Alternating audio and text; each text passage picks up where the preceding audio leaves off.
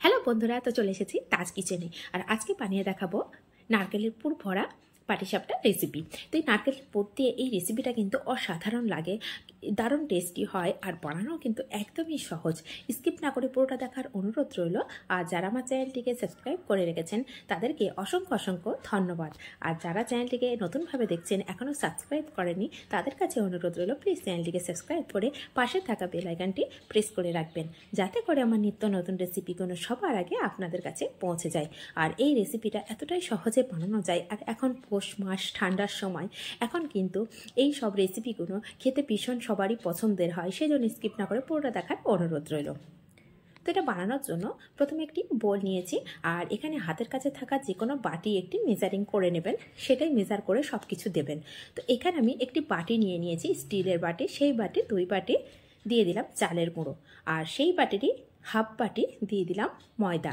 এই ময়দাটা দেওয়ার জন্য কিন্তু অনেকটাই নরম থাকবে, ঠান্ডা হয়ে গেলেও শক্ত হয়ে যাবে না, ব্যাটারটা খুব সুন্দর হবে। আর যখন বানানো হয়ে যাবে তখন কিন্তু পাটিসাপটাটা একদম ফেটে যাবে না। তো এখানে দিয়ে দিলাম স্বাদ অনুযায়ী লবণ, দিয়ে সব কিছু একসাথে একটু শুকনো সব উপকরণটা একটু ভালো করে মিশিয়ে নেব।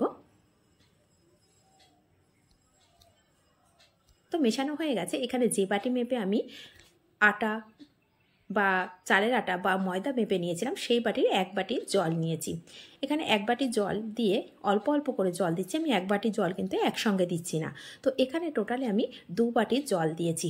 2 বাটি জল দিয়ে এটাকে ভালো করে একদম ব্যাটারটা রেডি করে নিয়েছি। তো যে বাটি মেপে চালের আটা বা ময়দা দিয়েছি, সেই বাটি মেপেই কিন্তু আমি এখানে জলটা ব্যবহার করেছি। আর কেমন ঘনত্ব হয়েছে সেটা দেখিয়ে দিচ্ছি, কতটা ঘন বা কতটা পাতলা করেছি সেটা তো খুব ভালো করে দেখিয়ে দিচ্ছি। আর এখানে আমি দিয়ে দেব 3 টেবিল চামচ খেজুরের গুড়। তো যদি আপনারা এখানে খেজুরের গুড় না ব্যবহার করেন, এখানে চিনি ব্যবহার করা যেতে পারে। তো এখানে গুড় দিয়ে আমি একটু ভালো করে মিশিয়ে নেব। তো গুড়টা তো মেল্ট হতে একটু সময় লাগবে, সেজন্য আমি ঢাকা দিয়ে এটাকে সাইড করে রেখে দেব। তো একবার ভালো করে মিশিয়ে নিচ্ছি। আর এটা কিন্তু কতটা পাতলা বা কতটা ঘন হয়েছে সেটা কিন্তু দেখেই বুঝতে পারছেন। তো এটাকে সাইড করে রেখে দেবো, দিয়ে ততক্ষণ আমি নারকেলের পুরটাকে রেডি করে নেব।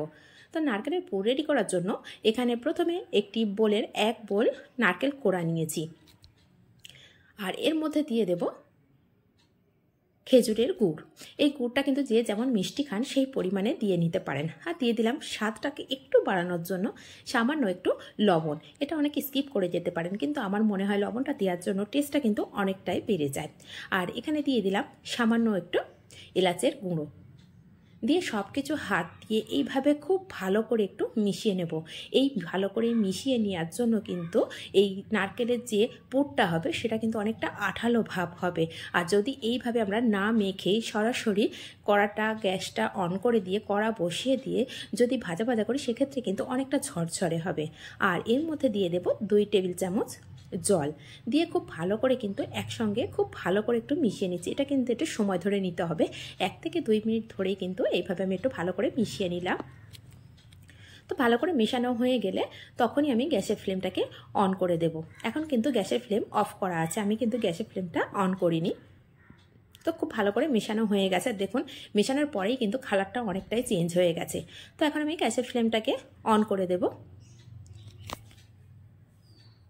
তো গ্যাসের ফ্লেমটা অন করে দিয়ে আমি বসিয়ে দিয়ে হালকা হালকা করে নাড়াচাড়া করব। আর ফ্লেমটা এই সময় মিডিয়ামে রেখে দেব, দিয়ে এটা একভাবে নাড়াচাড়া করে ভাজা ভাজা করে নেব। আর যত ভাজা ভাজা করব কালারটা কিন্তু খুব সুন্দরভাবে চেঞ্জ হতে শুরু হয়ে যাবে।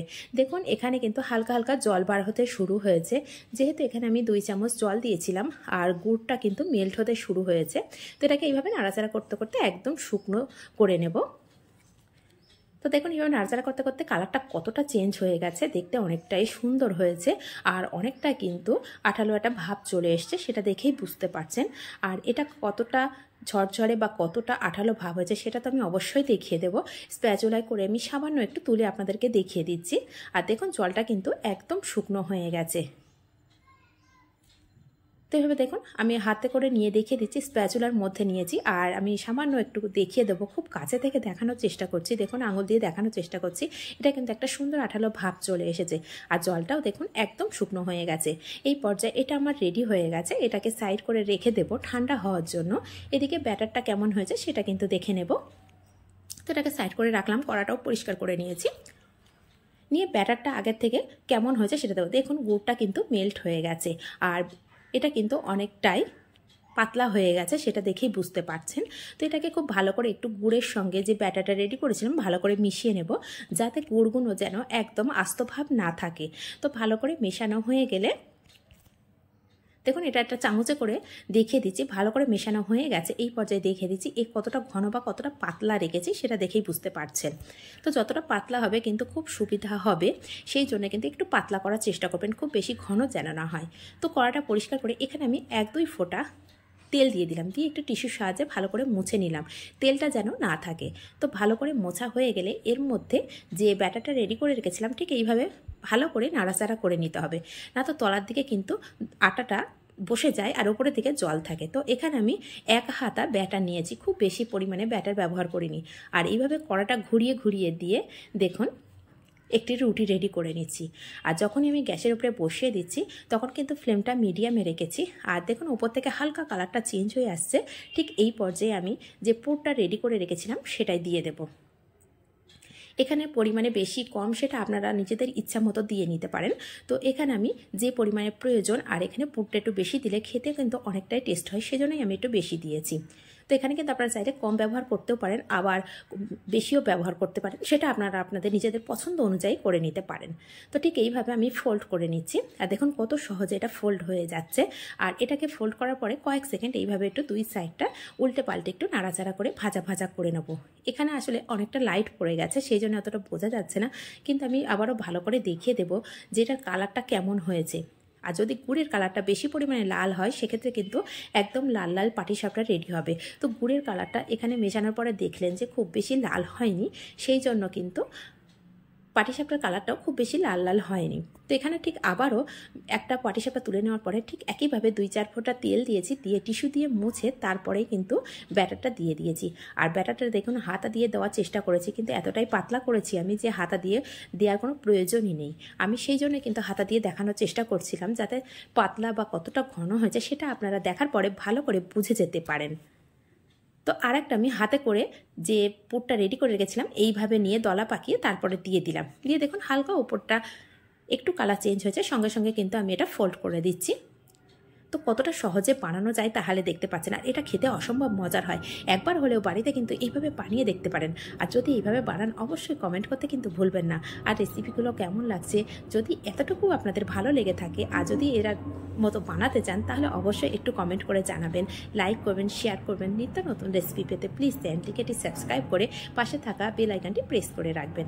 তো দেখুন আগে কালারটা কিন্তু অনেকটা লাইট পড়ছিল বলে কালারটা কিন্তু ঠিকঠাক দেখাতে পারছিলাম না। তো এখন কালারটা কিন্তু দেখে বুঝতে পারছেন গুড়ের কালারটা খুব বেশি লাল নয় বলেই কিন্তু এখানে পাটিসাপটার কালারটা ঠিক এরকম হয়েছে। যদি বেশি লাল হতো তাহলে কিন্তু আরও লাল লাল পাটিসাপটা রেডি হয়ে যেত। আর পুরটা দেখুন একটু বেশি পরিমাণে দিলে দেখতেও বেশি সুন্দর লাগছে আর খেতেও অসম্ভব মজার হয়। তো একবার হলেও বাড়িতে কিন্তু অবশ্যই এইভাবে বানানোর চেষ্টা করবেন। আর এইভাবে বানিয়ে যদি থাকেন তাহলে অবশ্যই কমেন্ট করতে কিন্তু ভুলবেন না। তো এখানে দেখুন কত সুন্দরভাবে আমি একটা ছিঁড়েও দেখিয়ে দিলাম, পুরটা কত সুন্দরভাবে প্রত্যেক সাইডটায় ঠিকভাবে লেগে গেছে।